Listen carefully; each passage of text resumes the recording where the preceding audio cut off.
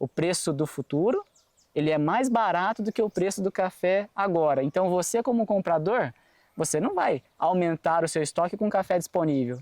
Você vai comprar da mão para a boca, na hora que entrar a safra você entra comprando. Tem umas áreas assim aumentando, né? Que o preço do café atraiu bem. Café é uma cultura difícil porque você começa hoje, mas o seu retorno, você vai começar a enxergar alguma coisa daqui 3 anos. A gente está chegando perto da safra, né? Mais uns 3 a 4 meses aqui na nossa região a gente começa e fica aquele ponto. Que preço que vai chegar? Porque o boleto do 30/8 vai estar lá te esperando, né? Tudo bem, cafeicultor. No ano passado, nessa data, a gente estava bem feliz com o preço do café, ó, lá em cima. Foi em fevereiro que a gente teve esse recorde. O mercado físico chegou a bater aí os 2.900, quase 3.000. E aí veio a safra, não foi lá grandes coisas. O mercado divulgou que o estoque estava baixo. Na safra os preços caíram. O café bateu aí 1.800 em julho. Depois voltou a subir. O mercado divulgou que os estoques continuavam baixos. Tudo levava a crer que o café ia bater os 3.000 novamente. E agora? Alguns produtores seguraram o café. E aí, em pleno entre safra, o preço está parecendo que estava na safra. E hoje a gente vai buscar entender o que está acontecendo. Como que o produtor pode agir nesse momento? E esse vai ser o assunto do nosso No Pé do Café de hoje.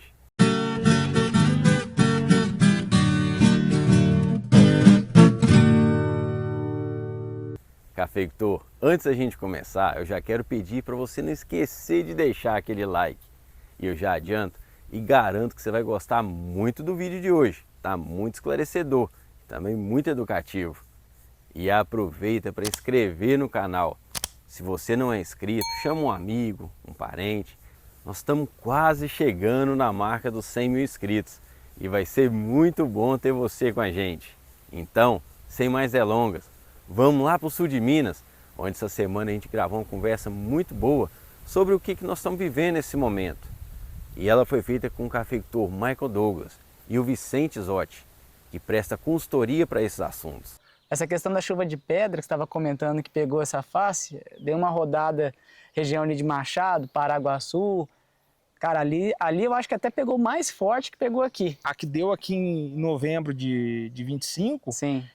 Assim, na minha idade que eu tenho novo, mas nunca tinha visto uma chuva desse jeito. Foi com forte, pedra né? grande, aqui o local nosso que bastante pedra grande, e pelo período que ficou um período ficou mais de 20 minutos de chuva de pedra. Quando a gente voltou para dar rever a lavoura, para dar uma revisada que tinha atingido, nossa, a gente ficou bem chocado que encontrou nas lavouras, porque pegou quase 95% da lavoura inteira nossa aqui. Ave Maria. Uma coisa que a gente acompanhou depois dessa chuva de pedra, que muitas das folhagens sadias começou a cair no chão. Sei. E igual você falou também, a gente até percebe aí que tem Um pouco de queda já de tem um chumbinho, pouco né? de queda, como se diz, pelo estresse que a planta veio, né? Então vem de uma seca, aí depois pega uma chuva de pedra, perde um ano, acaba perdendo um ano, para a planta regenerar, ela vegetar de novo, né? Como se diz, para ter uma carga boa, né? A gente fez uma rodada, só para você entender o tamanho, né? A gente rodou mais de 2.000 quilômetros visitando áreas de café. Praticamente aí 35% do parque cafeiro a gente rodou. Então o que a gente está vendo aqui, essa questão de uma safra maravilhosa, que tem gente falando aí até 52 milhões de sacos de arábica, a gente entende que tem esses pontos que foram acontecendo, aquele fevereiro e março de 2025, que acaba afetando a fase vegetativa desse ano, que também impactou. Então ficou um pouco difícil esse número bater com aquilo que a gente viu na prática acontecendo. Com base nesse contexto, você me falou da sua região, o seu cenário, isso que eu estou comentando, como que você vê esse movimento atual de queda do preço do café? Só para eu tentar conectar aquilo que você está vendo, aquilo que eu vi e o movimento de preço do mercado. Como se diz, tem muitas falácias, né, que a gente vê no mercado inteiro. Igual a gente analisa o cenário que a gente vive hoje. Perfeito, a micro-região, a né? micro-região. Só que a gente tem aqui como um termômetro para todas as regiões, porque aqui é o clima tudo favorável, você tem uma safra muito boa. E assim, hoje o cenário que a gente vive aqui hoje, de 2025 para hoje, a gente vive uma carga média para baixo. Tem áreas que vai ter carga média e tem umas que vai ter média baixa. Média alta, assim, no cenário nosso aqui hoje, não se encontra lavoura de média alta. Dessa região aqui, pelo que a gente rodou, assim, obviamente vai existir, claro, né? Como também existe aquela assim, colheita zero, né? Então você tem áreas boas, então eu acho que esse contexto, nessa região aqui vulcânica, né? Você tem esse cenário de média baixa. Você tem áreas que estão melhores, áreas que estão piores, então uma safra média baixa aqui nessa região, igual a gente tem lagos, né? Carmo de Minas também, ali a região de Areado, você tem ali também um cenário de uma safra baixa. Como você tem outra região, recuperando 2025, uma região, igual eu comentei ali, São Roque, Piuí, Vargem Bonita, que de repente está no média alta. Então, Minas Gerais não dá para a gente falar em super safra, eu acho que realmente fica um pouco difícil, né? A gente tem outras regiões que estão implantando café, a gente tem essa questão que eu visitei e vi, aumento de área. Eu acho que, eu comentei sobre isso em uma outra oportunidade, que a gente teria já um aumento de área produtiva nesse ano, vai ter para o ano que vem também. O pessoal falou, não tem aumento de área. Eu falei, olha, eu andei, eu vi, tem área aumentada, né? Não tem como falar que não tem. Então isso ajuda, de certa forma, a gente falar de oferta. Mas esse movimento de preço, igual você comentou, pô, eu acompanho o café há muitos anos. Eu vi o café de 90 cents de dólar por libra-peso, nos anos 2000, 85, 2001, 2002, quanta gente não saiu 2013 também, né? Que, nossa senhora, os bancos até renegociaram as dívidas, porque, como se diz, vinha 2010 um preço em alta, né? Deu uma queda de 12 para 13 muito forte. Mas assim, eu que acompanho desde a minha família, assim, que muitas das vezes a gente sobrevive. E a cada 10 anos aí a gente acerta um ano. Ciclo bom, né? Pega um ciclo bom. Mas o que a gente acompanha aí que tá ficando difícil mexer o café, né?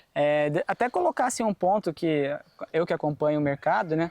Obviamente que eu tenho que ter essa visão da lavoura, acompanhar o que o produtor está falando, mas também eu tenho que ter o outro lado que é o comprador, a torrefação, a trade, né? A torrefação em si, 2024, foi muito ruim, porque ficou com um pouco estoque, imaginando que a safra seria melhor, e de repente, problema no Vietnã, problema no Brasil, o preço explodiu. 25 já foi um cenário um pouco melhor, porque você teve um contexto já de Conilon com diferença de preço do Arábica muito grande, a torrefação foi para o lado do Robusta, aumentou o blend, baixou o custo de produção.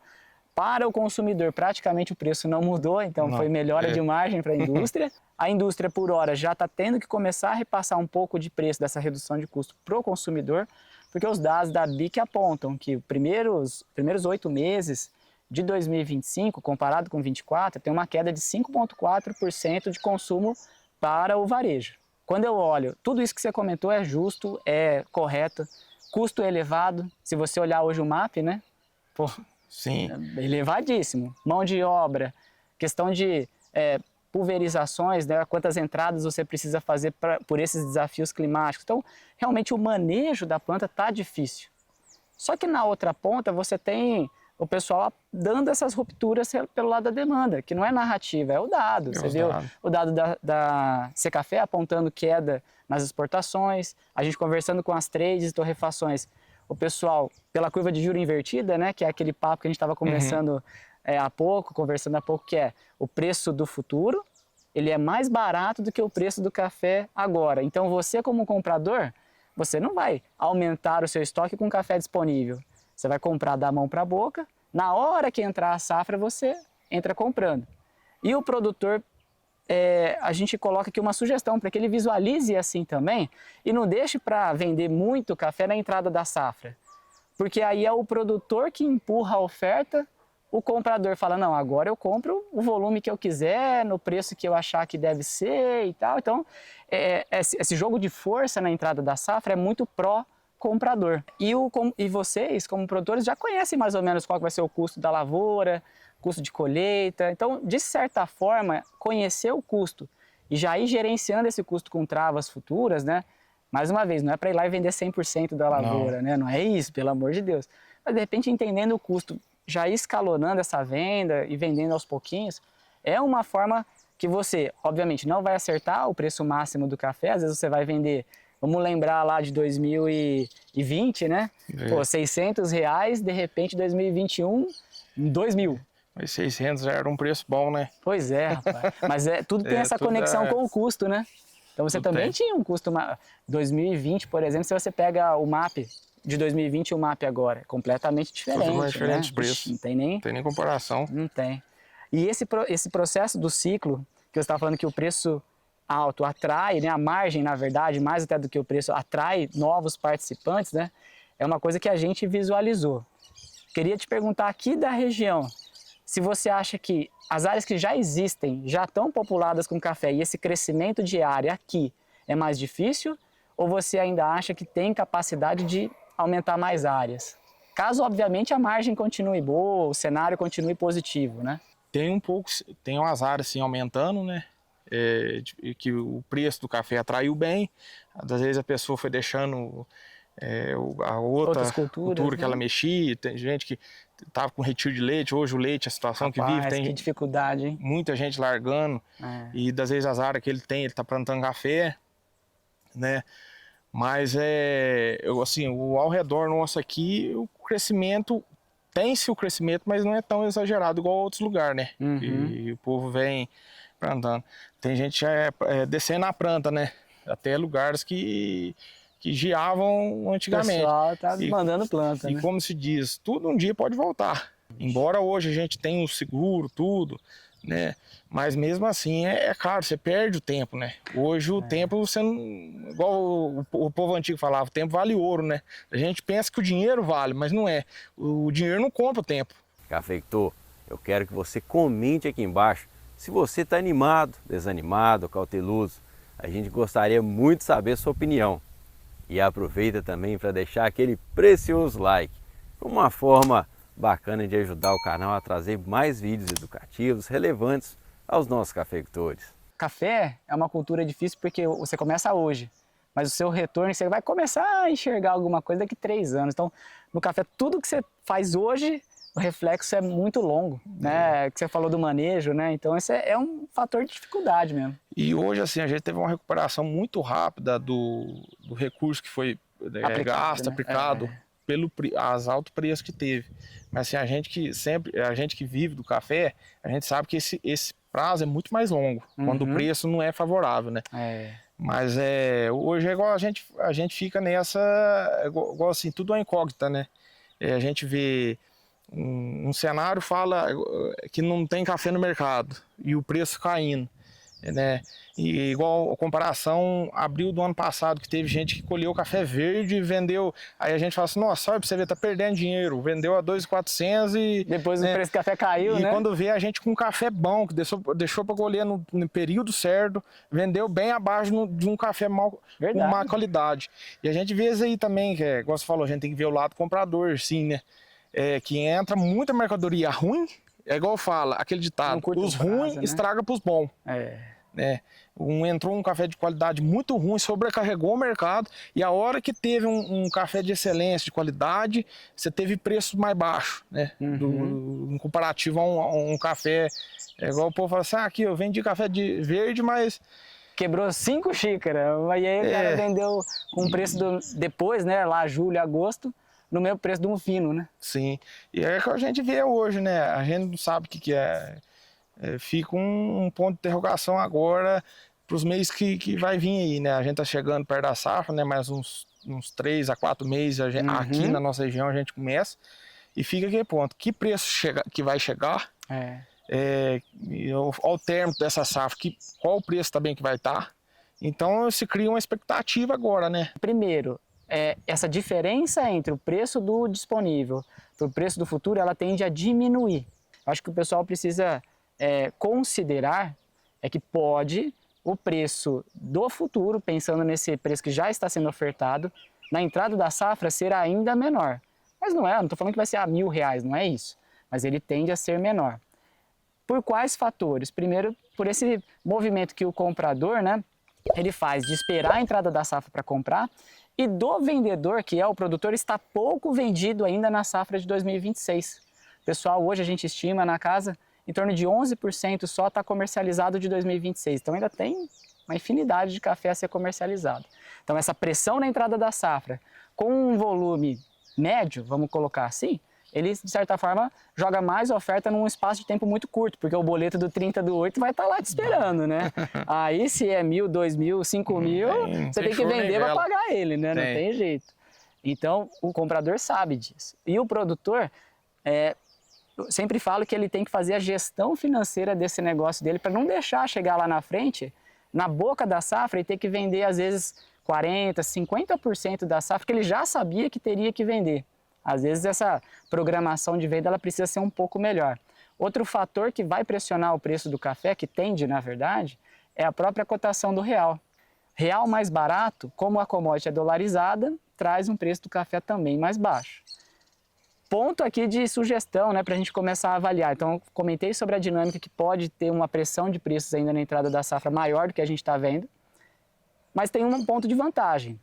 O produtor, ele compra normalmente o seu fertilizante nitrogenado na contra-safra do que são os grãos. Então, o nitrogênio já rodou praticamente para o safrinha, ainda tem um pouco a rodar, mas praticamente já rodou. E agora, para os 2, 3 meses à frente, o N, né, o nitrogênio, ele pode ficar mais barato, por uma questão de demanda. Se o real também se apreciar, o N também melhora. Tá?